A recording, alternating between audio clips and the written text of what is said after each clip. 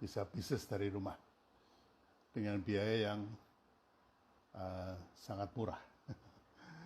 Karena tujuannya memang untuk menolong teman-teman.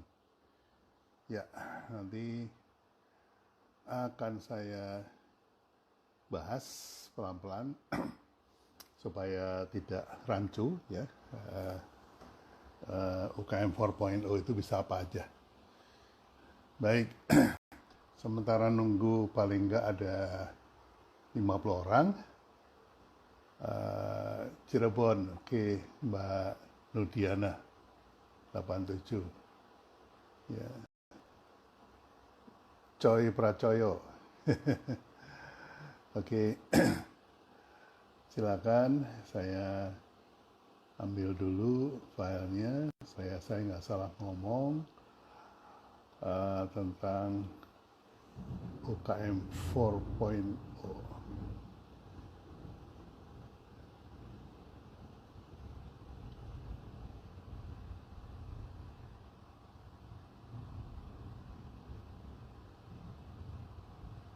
Oke.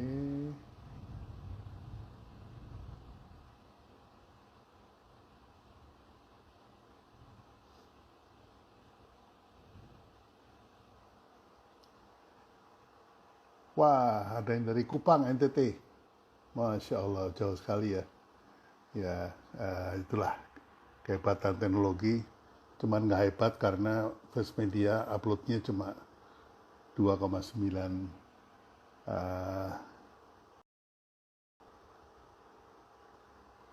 Mbpm. Jadi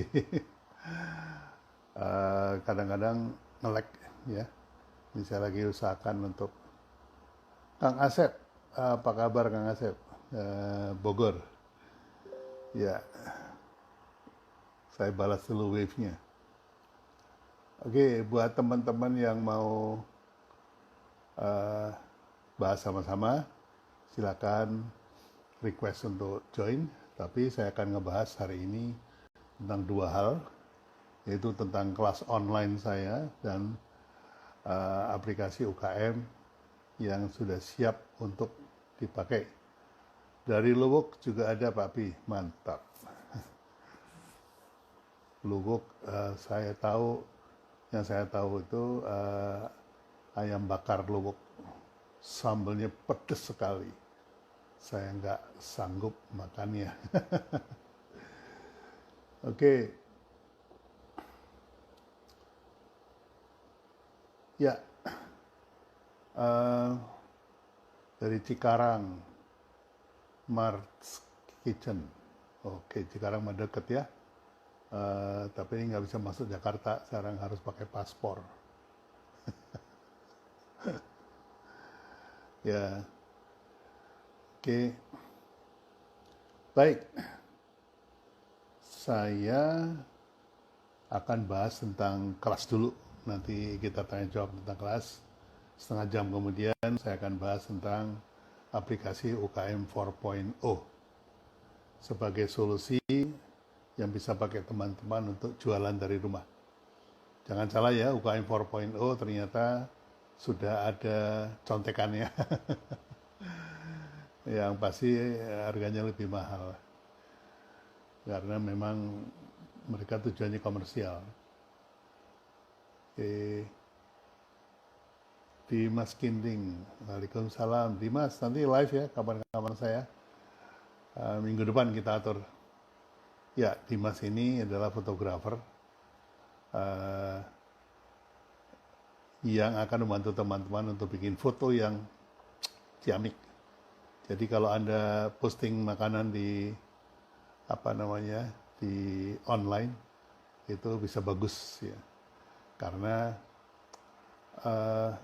jualan makanan sekarang ya sangat tergantung pada foto ya, karena Anda tidak bisa menghadirkan makanan itu di online ya, kira-kira seperti itu. Oke, baik teman-teman, saya akan mulai kelas atau workshop online-nya Pak Pi ya.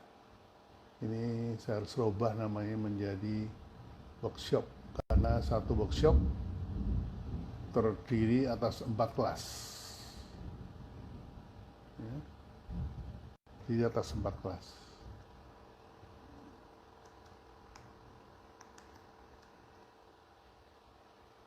Oke. Workshopnya adalah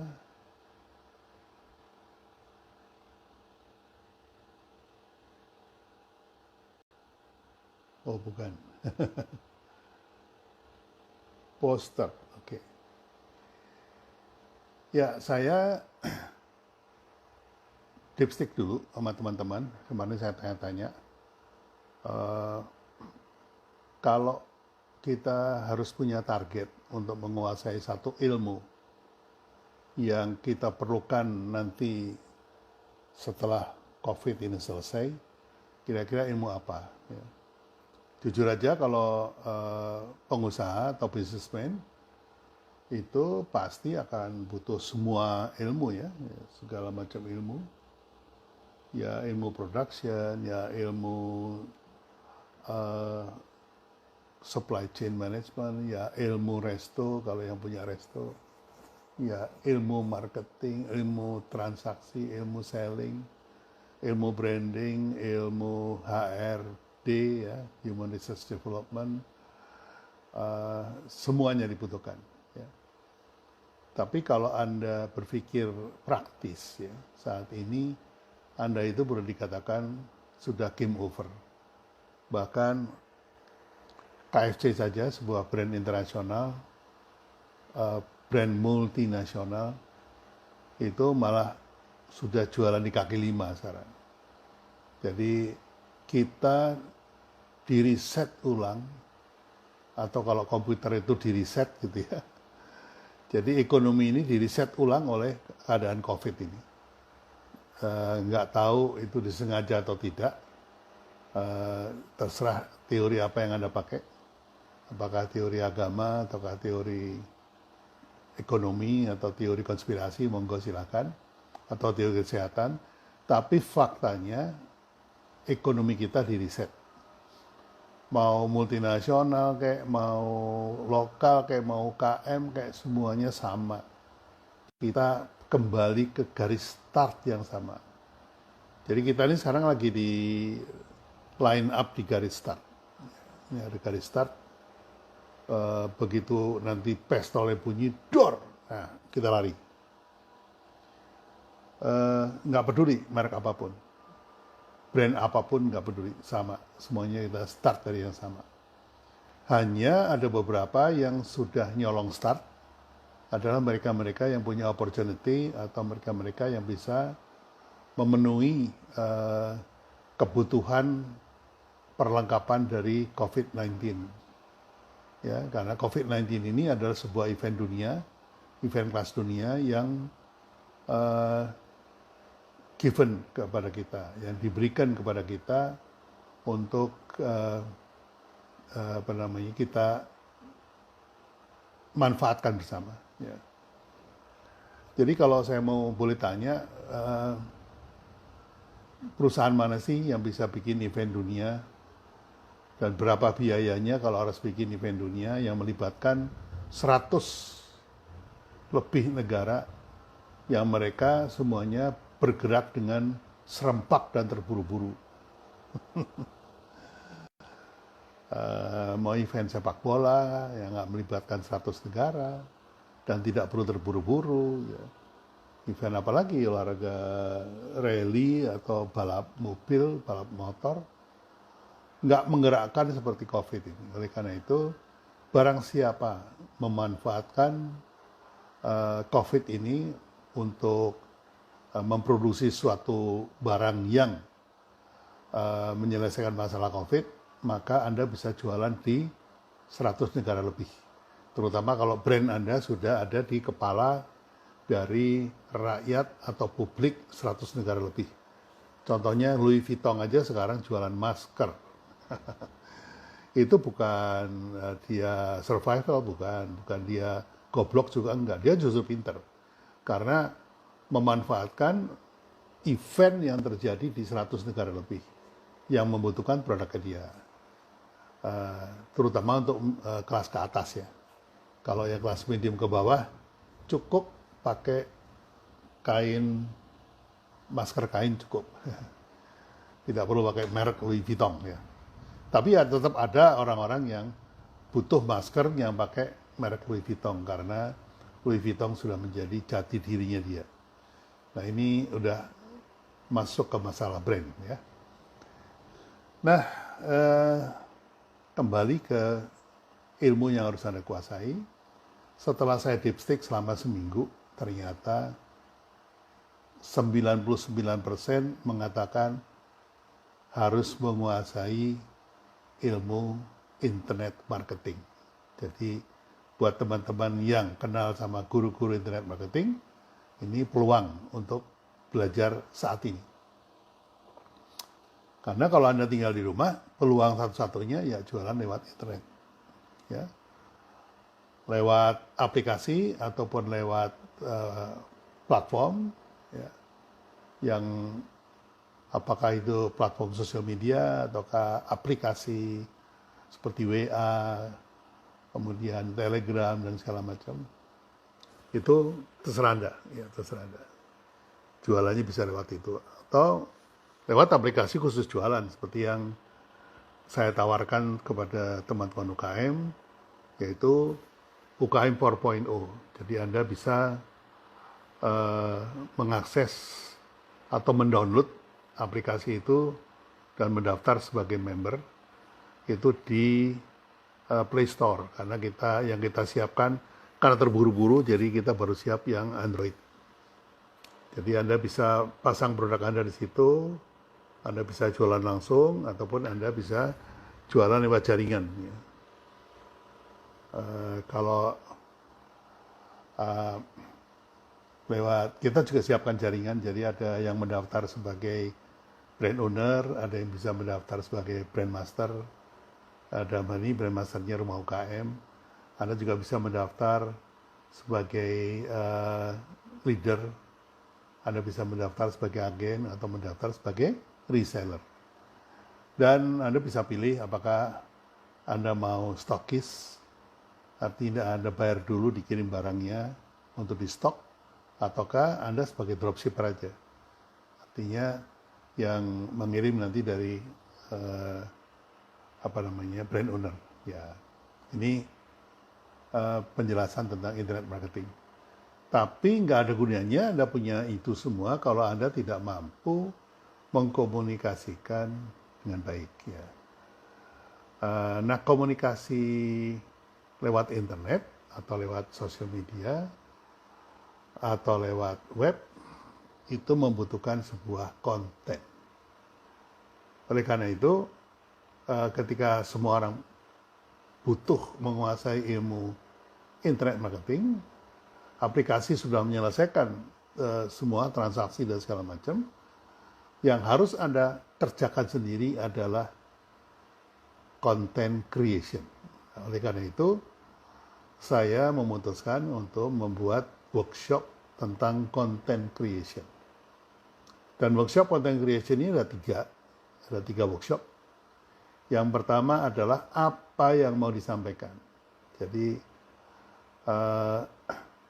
lalu yang kedua adalah bagaimana menyampaikan, ya, how-nya. Yang ketiga adalah virality-nya bagaimana. Jadi ada 3 macam workshop yang saya siapkan. Insya Allah itu akan membantu atau menjawab pertanyaan Mark's Kitchen, bagaimana cara membangun brand yang kuat, yaitu melalui konten yang kuat. Ya. Kalau kontennya memble, ya brand Anda juga memble lah. Itu sih hukum alam. Oke, tak tuturin dulu kameranya. Oke. Jadi untuk teman-teman bisa ikut workshop online saya mulai tanggal 7.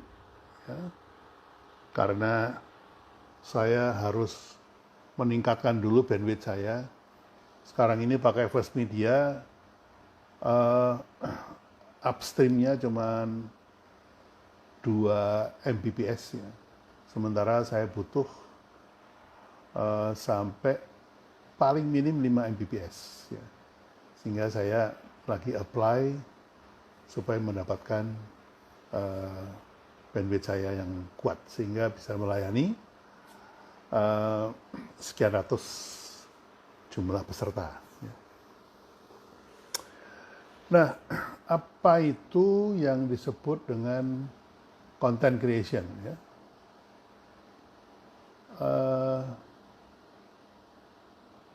Oke.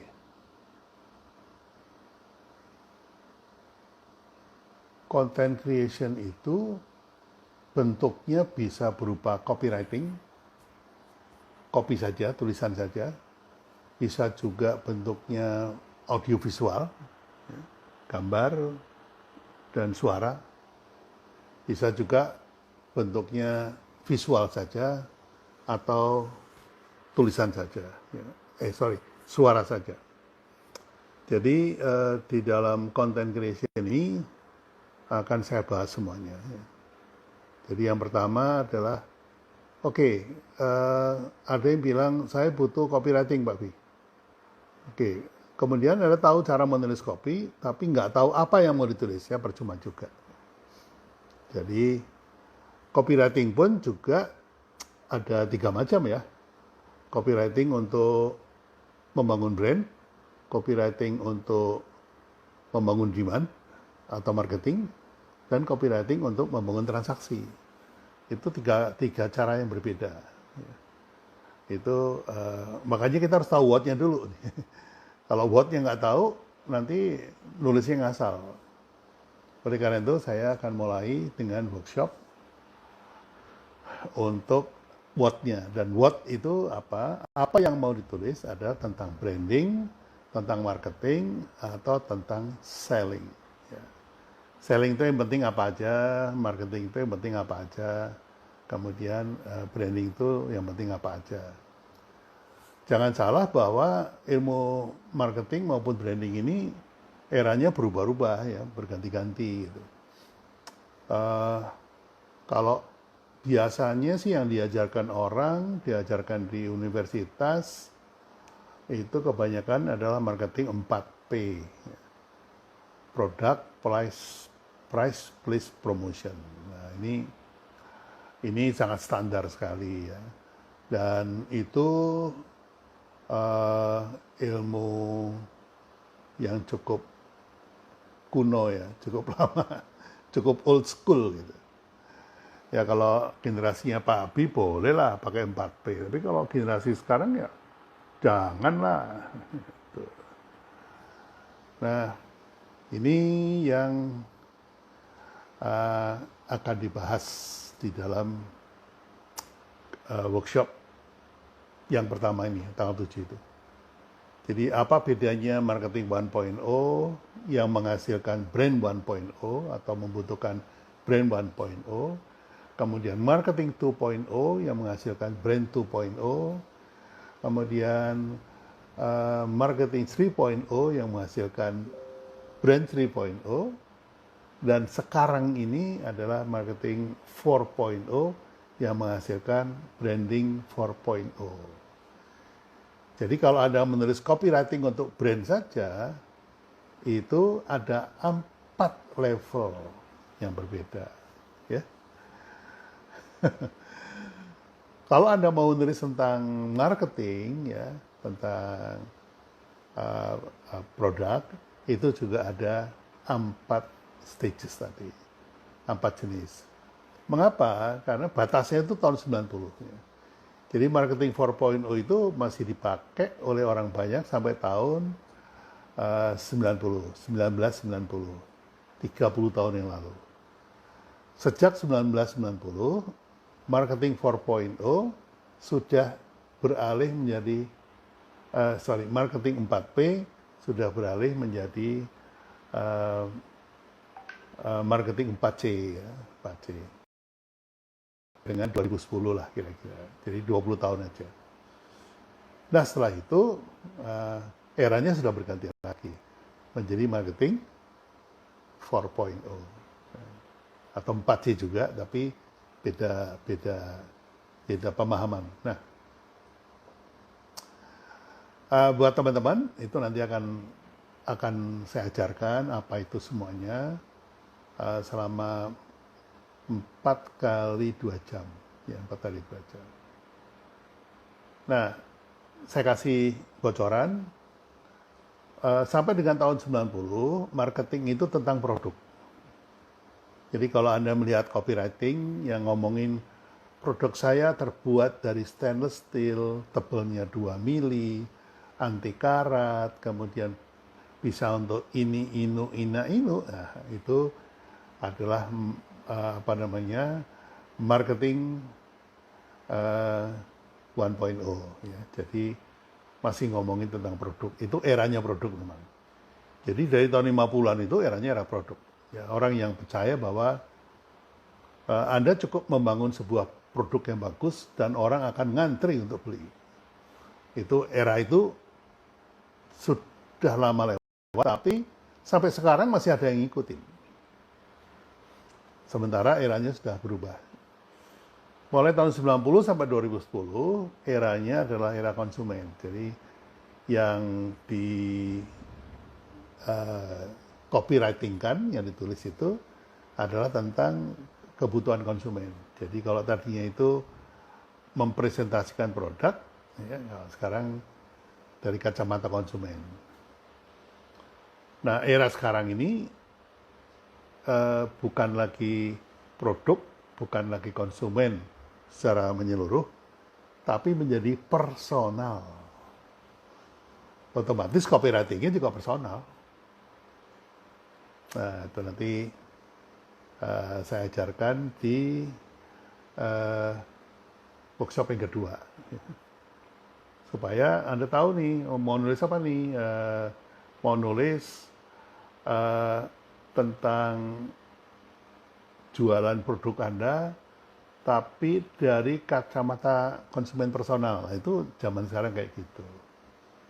Nanti akan saya ajarkan pada teman-teman. Itu dulu. Tadi ada yang minta join, saya approve. Waktunya hanya menjelaskan yang lain.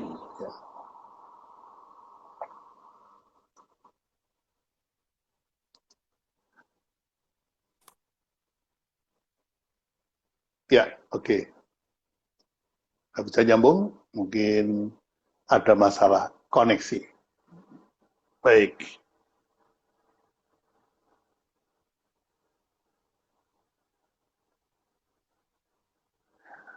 Oke, Martha's Kitchen. Bagaimana cara membangun brand yang kuat, Pak Pi? Saya kasih tahu ya, membangun brand yang kuat zaman sekarang itu lewat cerita saja. Jadi ya contohnya Anda mengenal saya, tahu Pak Pi, kita bisa ngobrol, padahal kita belum kenalan. Saya nggak kenal siapa Anda nggak kenal siapa saya. Ya. Oh, saya kenal Pak Pi dari mana? Dari cerita teman-teman. Terus dari cerita yang ada di sosial media, dari postingan-postingan Pak Pi, itu kan semua cerita ya. Jadi Anda kemudian percaya kepada saya sampai nanya brand aja sama saya. Padahal kita belum pernah ketemu. Gitu. Kalau saya kasih saran terus Anda ikutin, itu resikonya terhadap bisnis Anda besar loh. Kok Anda percaya? Ya, brand adalah trust. Jadi membangun kepercayaan lewat cerita. Udah itu aja. Ya. Gampang kan? Nah, oke, yang lainnya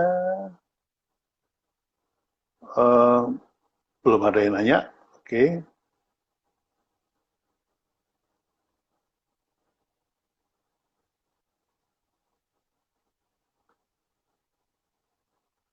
Ini ada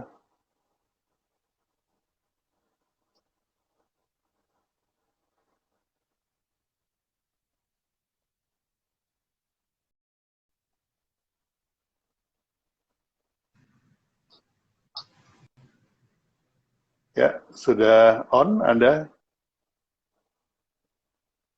hilang lagi. Oke.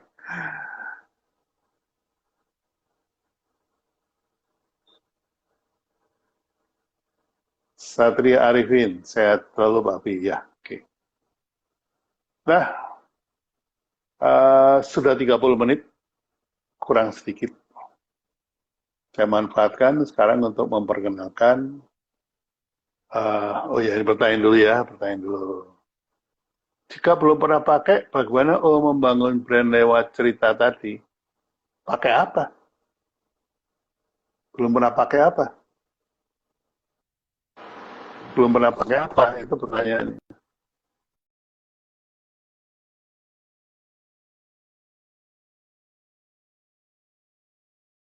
Oke, ini saya coba sekali lagi. Frozen food Markim apa itu?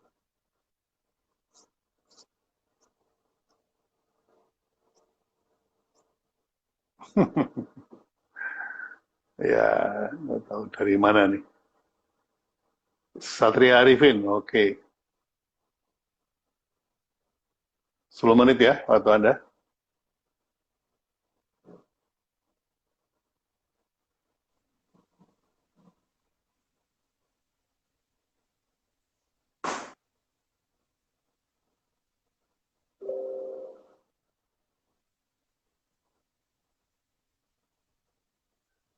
Ya, ada masalah koneksi kayaknya. Gambar nggak keluar, cuma suara mikrofon saja. Oke, coba lagi ya. Coba lagi. Pakai produknya. Loh, kalau belum pakai produknya, terus Anda endorse, ya itu namanya bohong-bohongan aja. Dan sekarang nggak ketahuan sih bohong apa bener. Pas online kapan Pak Pi? Saya mulai tanggal 7. Buka pendaftarannya kapan ya? Per hari ini sebetulnya Anda bisa pendaftar ke Pak Kasim. Dicatat saja nomor teleponnya 08522 08522 39 44 575 08522 39 44 575. Udah ya? Oke.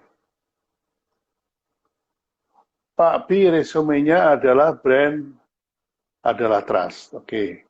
Jika ada satu case produk pernah ada komplain, bagaimana cara angkat brand lagi, Pak? Komplainnya kalau cuma satu case komplain dan itu tidak tersiar di media sosial, datengin aja orangnya.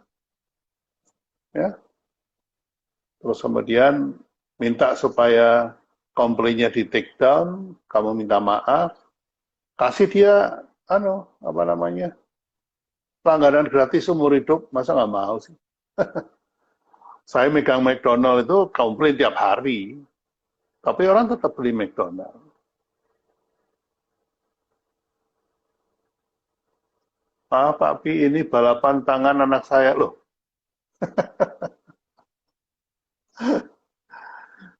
Ya udah, anaknya aja ikut suruh online nanti ngobrol sama saya tentang brand.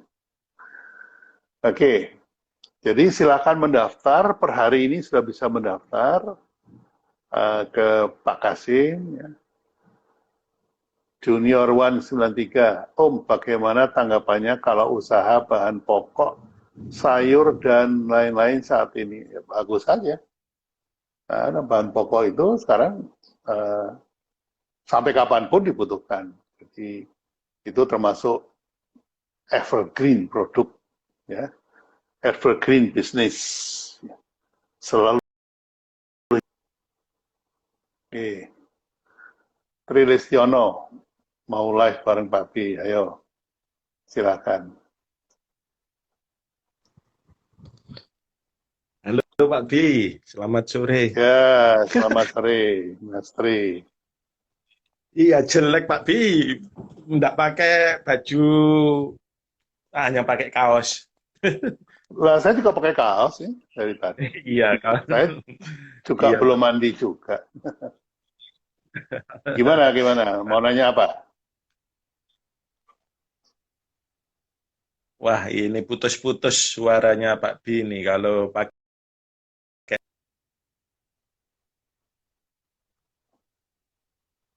Iya, bandwidth saya kecil soalnya. Anda juga putus-putus juga ini, sama. Iya, Mungkin koneksinya kurang bagus. Ya, iya. Saya pakai First Media itu kecil emang.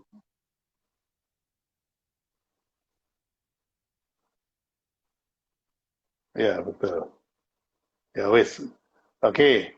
Eh, oh, pakai terima pulsa. kasih Ya, diajak. ya oke, Iya, baik. Terima kasih. Ya,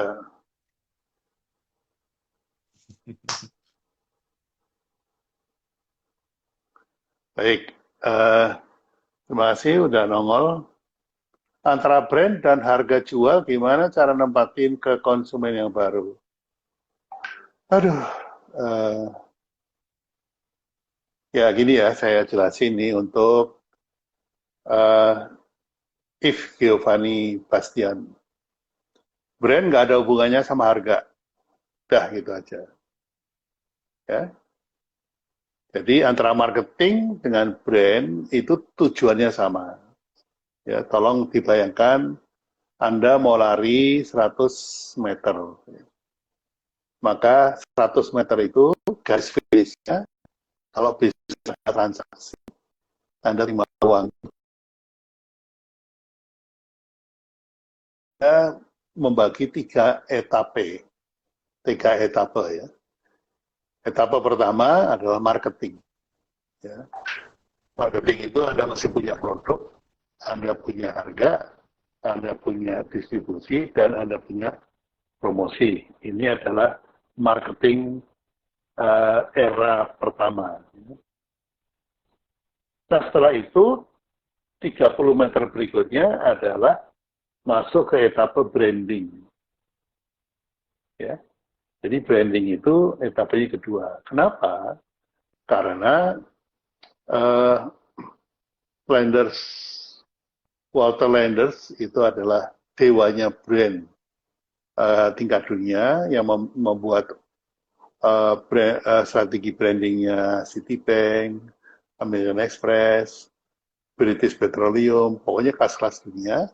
Dia mengatakan produk made in the factory, but brand created in the mind. Ya. Produk dibuat di pabrik, tapi brand dibangun di kepala konsumen. Suatu harga yang mahal itu menunjukkan bahwa brandnya adalah brand yang kelas atas. Tapi logo yang jelek itu bisa tabrakan sama harga yang mahal. Ya. Nah, etapa terakhir, 30 meter terakhir adalah selling. Selling itu menghasilkan transaksi. Jadi ini kalau orang lari itu pace-nya itu depan start itu full speed, kemudian di tengah-tengah itu mempertahankan speed, bagian terakhir adalah full speed lagi. Ya, nah bagian terakhir itu di selling itu ada caranya bagaimana menjadikan transaksi. Jadi bagaimana cara nempatin ke konsumen yang baru. Ya. Konsumen yang baru atau lama sama saja prosesnya di kepala. Ya. Bang Theo, Pak Bi kalau mau undangan Bapak sebagai narasumber pelatihan brand, apakah bisa Pak? Di acara virtual saya bisa hubungi ke nomor 08522 itu. Bisa, silakan. Ya, terus harus dua-duanya pakai headset. Enggak sih, pengalaman saya hostnya harus pakai headset. Kalau guestnya bisa nggak pakai headset. Oke, Daniel.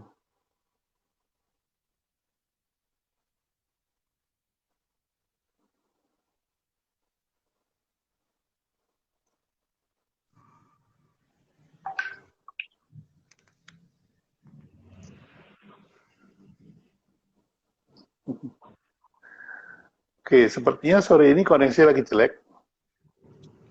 Jadi ini juga nggak bisa masuk. Coba lagi ya. Saya dulu.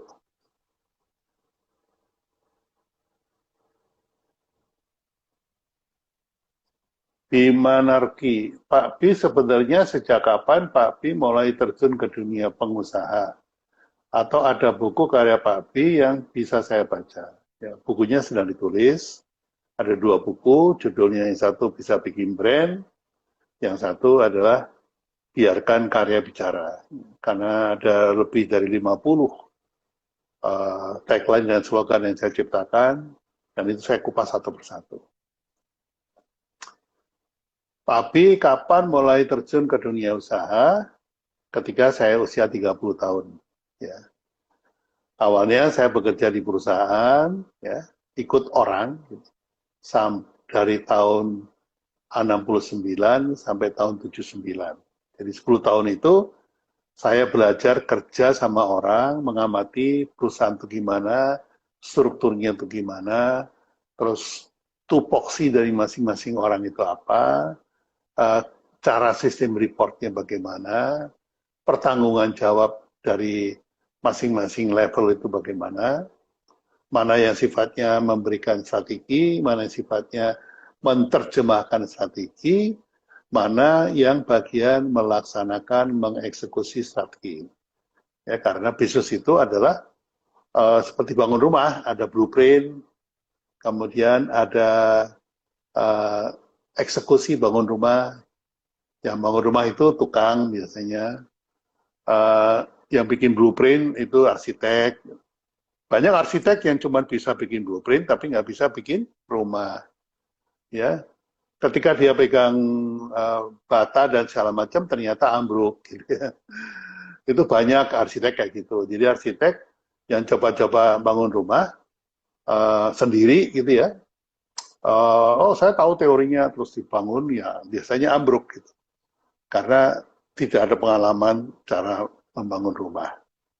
Nah, di antara blueprint sama eksekusi itu ada yang disebut translation atau penerjemahan. Strategi tidak boleh melek langsung dieksekusi, nggak boleh. Salah satu contoh strategi yang langsung dieksekusi dan itu berhasil, saya juga gumun, juga heran, itu adalah strategi ingat beras, ingat kosmos. Itu sebetulnya strategi yang menjadi hasil akhir. Tapi di tengah itu ada proses. Nah, proses itu ditabrak semuanya. Nah, ternyata berhasil. Ya. Jadi itu saya mulai dunia sebagai pengusaha. Pengusaha waktu itu saya mulai dengan sebagai advertising agency. Ya. Karena saya melihat bahwa tantangan di dunia advertising itu besar sekali. Tanggung jawabnya juga besar.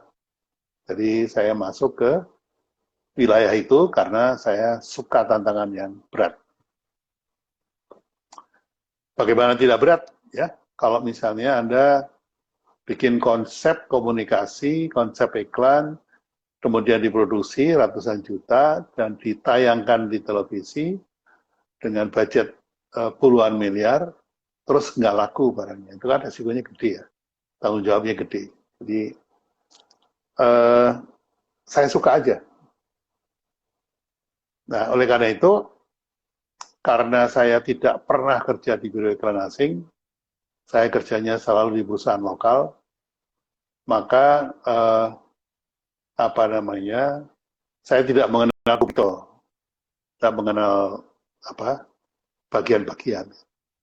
Bagian copywriting nggak boleh bikin storyboard, nggak boleh bikin fotografi, ya, terus nggak boleh bikin produksi, nggak boleh syuting film. Jadi karena saya perusahaan lokal, jadi dari mulai ketemu klien sampai kasih ide, kemudian copywriting, storyboarding, shooting, edit sampai tayang di televisi itu saya kerjakan sendiri. Karena maklumlah perusahaan lokal kan UKM ya, jadi semuanya saya sebagai CEO, Chief Everything Officer. Nah, untungnya apa? Untungnya saya hanya merekrut karyawan sebagai pembantu-pembantu saya, bukan sebagai ahli-ahli yang saya rekrut. Jadi ada perbedaan nih, ada perbedaan. Samalah kayak kalau you punya restoran dan you juga sebagai koki restoran, maka Anda tidak perlu misalnya ngerajang cabai sendiri, motong-motongin ketimun sendiri, nyuci sayur, itu dilakukan oleh pembantu. Tapi si koki kepala ini tinggal masukin aja kan. Cabai udah dirajang, masukin. Daging udah bersih, masukin. Semua tinggal digoreng-goreng ini. Nah, sebagai koki utama, itu Anda menjadi expertnya. Jadi, saya adalah CEO yang hands-on. Oke, menjawab ya. Raymond. Sorry Pak Bi sering bilang content is the new currency. Kok bisa? Nggak gitu sih, saya nggak pernah ngomong content is the new currency. Saya cuma bilang bahwa di marketing 4.0 itu price yang tadinya price sudah ganti menjadi cost dan sudah ganti menjadi currency. Currency itu nilai tukar. Ya, nilai tukar. Nah, kenapa orang zaman sekarang tidak lagi melihat harga, tapi melihat nilai tukar? Karena apa yang dia beli itu, apakah sesuai dengan uang yang dikeluarkan? Itu namanya nilai tukar. Currency itu kan gitu. Anda membeli dolar hari ini 15.500, ya. Besok ketika Anda jual 14.000, gitu ya. Jadi currency itu nilai tukar. Jadi zaman sekarang orang itu menilai tidak lagi harga, tapi nilai tukar. Apakah harga yang gua beli termasuk biaya untuk datang ke toko, termasuk ongkos kirim, itu sesuai dengan uang yang saya keluarkan. Itu aja. Oke. Bang Theo, siap, terima kasih. Coba ini, siapa tahu nggak ada masalah koneksi karena hujan udah berhenti. Halo Pak B. Ya, siapa ini? Saya Sarwono Pak. Saya ingin bertanya nih. Ya, boleh. Kalau misalkan nih Pak ya, misalkan nih Bapak balik lagi ke titik nol nih. Bayangin Bapak berada di titik nol, lalu Bapak harus membuat branding untuk produk Bapak. Bagaimana strategi branding yang tepat agar bisa berada di benak konsumen? Kira-kira seperti itu Pak. Oke. Oke Pak. Kalau saya Terima ya, kasih Pak saya. ya. Ini Ya. ini saya ya, oke. Iya, saya Jadi, Bapak. oke, Pak Bi ya. Oke.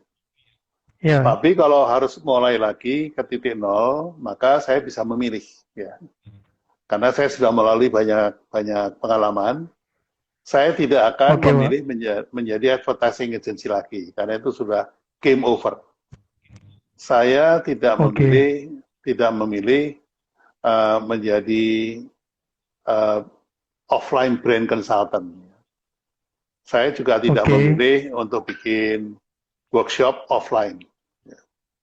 Hmm, Yang saya pilih sekarang adalah saya akan melakukan bisnis lewat online. Karena satu-satunya solusi yang bisa saya lakukan saat ini kerja dari rumah adalah mentransformasi semua bisnis saya ke online.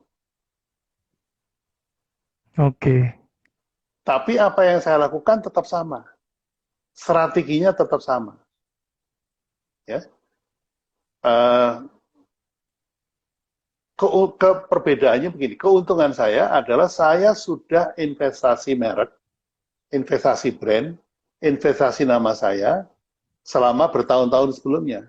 Sehingga ketika saya harus kembali ke titik nol, itu bisnisnya yang nol, tapi investasi ingatannya itu sudah tidak nol. Contohnya, KFC harus kembali ke titik nol. Bahkan mereka siap untuk jualan di pinggir jalan, pakai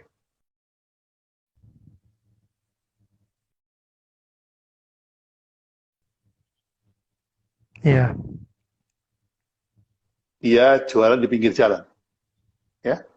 Artinya dia kembali ke titik nol. Lalu Anda bikin produk ayam goreng yang sama di sebelahnya KFC. Di sebelahnya KFC. Sama-sama mulai dari nol. Perbedaannya apa? KFC sudah punya investasi yang namanya brand yang ada di benak konsumen. Sementara Anda belum punya investasi itu. Benar. Jadi kalau kita mau membangun brand pada waktu titik nol, itu Anda harus ceritakan, ya, karena saya punya pengalaman, saya cerita tentang pengalaman saya. Kalau Anda belum punya pengalaman, Anda berarti harus cerita tentang produk Anda. Ya kan? Jadi kalau Anda baru mulai, berarti Anda membangun cerita sekitar produk Anda. Kalau saya sudah pernah, sudah mulai lama, maka yang saya ceritakan adalah pengalaman dari klien saya. Ya. Oke, I see, Pak. Ya. Jadi kalau misalnya saya KFC nih, ya, saya KFC, Anda baru bikin ayam goreng sebelah. Anda bilang, ayam saya lebih enak dari KFC, ayam saya lebih gurih dari KFC, lebih besar ukurannya, tepungnya lebih higienis, bla bla bla bla bla. Itu cerita Anda membangun brand. Ya. KFC ceritanya apa? KFC cuma bilang gini, Pangeran Charles dari masa mudanya sudah makan KFC. Ya. Sama-sama bisnisnya mulai dari nol, tapi cerita yang dibawa beda. Paham ya? Jadi kalau Anda sekarang mau sama-sama kita bikin kelas brand online, ya, Anda pasti jual kurikulum. Nanti di kelas saya akan diajarin ini, itu tanda bahwa Anda belum punya pengalaman. Kalau saya akan bilang bahwa di kelas saya itu akan saya ajarkan bagaimana bikin brand Kopiko, Indomie, Torabika, kemudian BCA, kemudian Mandiri dan seterusnya. Ya kan? Benar. Nah, di sini. Jadi walaupun kita start dari nol, istilahnya ekonomi di reset ulang, semua pengusaha mulai dari nol, tapi kondisinya tidak ceteris paribus, kondisinya tidak sama. Barang siapa sudah melakukan investasi, dia pasti akan leading. Paling enggak dalam soal trustability, dalam kepercayaan, pasti masyarakat lebih percaya yang sudah berpengalaman. Jadi menjual pengalaman, Pak, ya? Exactly. Benar. Ya, Oke, Pak. Terima kasih banyak, Pak. Ya, oke. Anda cari pembantu rumah tangga aja. Kalau yang baru, gue mesti ngajarin, mesti ini, salah-salah, piring pecah, jadi risikonya lebih banyak. Kalau sudah pengalaman berapa tahun nih jadi pembantu rumah tangga? 5 tahun, wah berarti udah nggak perlu ngajarin. Kamu tahu kan ini? Kamu tahu ini kan? Nah, gitu. Ya? Benar-benar oke. Oke. Terima kasih, Pak, ya. Yuk, sama-sama. Ya, Pak.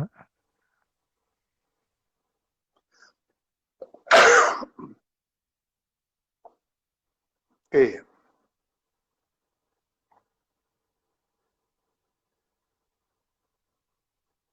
Roy Sakti, yes. Ntar di jadwal live bareng ya, oke. Kalau saya pengangguran, jadi kalau sama Roy ini enaknya malam nih, kalau sore-sore kurang asik. Halo Roy, ya, apa kabar? Ya, oke. Reza Hadapi. Ini sudah tinggal 4 menit. Saya 4 menit lagi harus live. Karena saya ngundang tamu, yaitu Sifon Alif dari Jogja. Ini usaha UKM yang sekarang sudah membuka cabang 10 bakery. Luar biasa UKM. Meisa Hadapi. Pak B, gimana caranya brand bisa masuk ke subconscious mind? Ada contoh referensinya nggak, Pak B? Nah, gini, kalau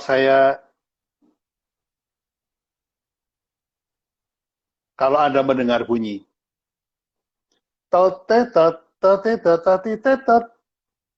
Anda ingat merek apa? Ya? Anda ingat merek Walls. Ya.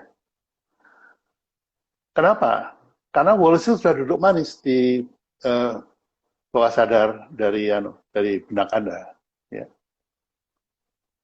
Nah, sekarang kalau misalnya saya minta Anda melupakan sebuah merek yang Anda kenal. Gini aja deh, 7-Eleven. Itu bisnisnya sudah game over, sudah mati. Di Indonesia sudah tidak ada. Ya. Yang saya tanya, apakah Anda masih ingat dengan 7-Eleven? Jawabannya pasti Anda masih ingat, saya masih ingat Pak B, 7-Eleven. Oke, sekarang saya minta Anda hapus merek 7-Eleven dari ingatan Anda. Oke Pak B, Wani Piro. Oke, saya bayar 1 juta. Hapus sekarang juga.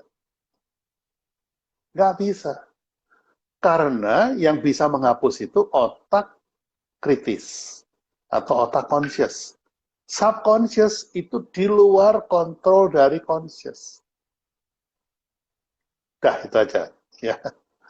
Oke, nanti kapan-kapan saya ajarin. Kalau serius saya ajarin.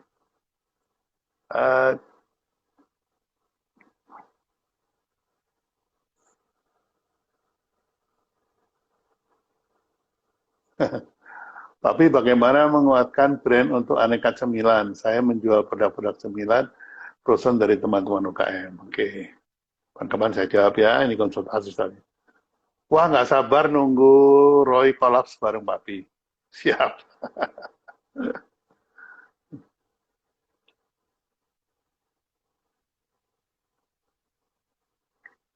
Cara branding jasa bimbingan belajar, gimana Pak? Mohon strateginya. Cerita, udah saya bilang cerita aja. Anda pernah cerita nggak sama orang-orang tentang bimbingan belajar Anda? Apa kelebihannya dibanding sama sama bimbingan belajar yang lain?